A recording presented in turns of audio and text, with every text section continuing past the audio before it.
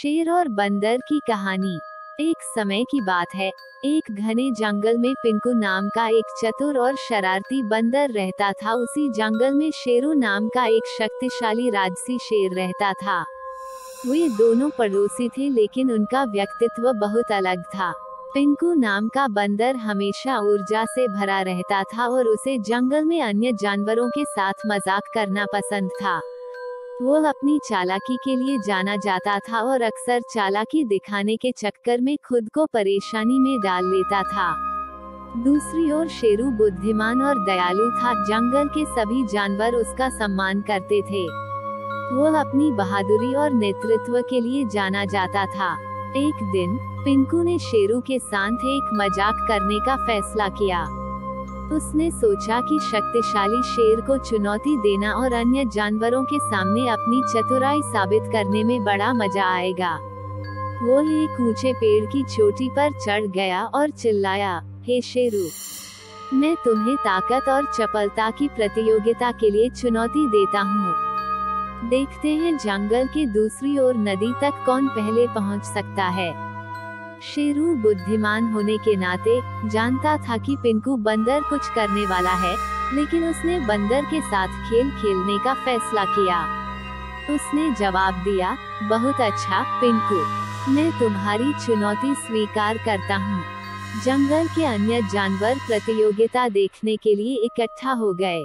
शेरू और पिंकू प्रतियोगिता के लिए तैयार होकर साथ साथ खड़े हो गए।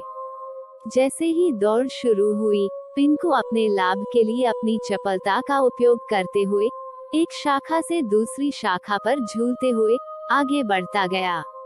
वह तेज और फुर्तीला था और उसे विश्वास था कि वही जीतेगा। दूसरी ओर शेरू जंगल में शांति और स्थिरता से चलता रहा। वह जानता था कि पिंकू के साथ दौड़ना उचित नहीं होगा, क्योंकि उसे ताकत के लिए बनाया गया था, बंदर की तरह गति के लिए नहीं।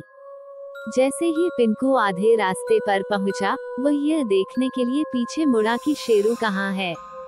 उसे आश्चर्य हुआ कि उसे शेर कहीं भी दिखाई नहीं दिया। पिंकू बंदर यह सोचकर खुद पर हंसा कि उसने शेर को मात दे दी है। हालांकि पिंकू बंदर को यह नहीं पता था कि शेर ने एक अलग रास्ता अपना लिया है। वह नदी के लंबे लेकिन अधिक सीधे रास्ते का अनुसरण करते हुए और चला गया था।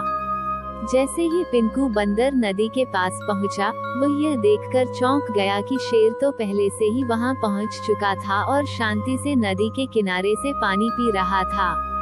यह देखकर पिंकू बंदर को शर्मिंदगी महसूस हुई और उसे एहसास हुआ कि उसने शेरू की बुद्धिमत्ता और रणनीति को कम आंका था। शेरू ने पिंकू बंदर को देखकर मुस्कुराते हुए कहा, पिंकू, तुम तेज और फुर्तीले हो, लेकिन याद रखो कि बुद्धि और बुद्धिमत्ता कभी कभी अधिक शक्तिशाली हो सकती है। पिंकू को शेरू की बातें सुनकर थोड़ा अच्छा लगा और उसने स्वीकार किया कि शेर को चुनौती देना उसकी मूर्खता थी। उस दिन के बाद से पिंकू ने दूसरों के साथ छल करना बंद कर दिया और ज्ञान और नेतृत्व के मूल्य की सराहना करना सीख लिया। पिंकू बंदर और शेरू शेर ने एक साथ समय बिताया और पिंकू ने शेरू के मार्गदर्शन से कई मूल्यवान सबक सीखे। दोनों ने साथ मिलकर जंगल में शांति और सद्भाव सुनिश्चित किया, सभी जानवरों को सम्मान, दया और समझ का महत्व सिखाया। इस प्रकार चतुर बंदर और बुद्धिमान शेर जंगल में मित्रता और सहयोग की विरासत छोड़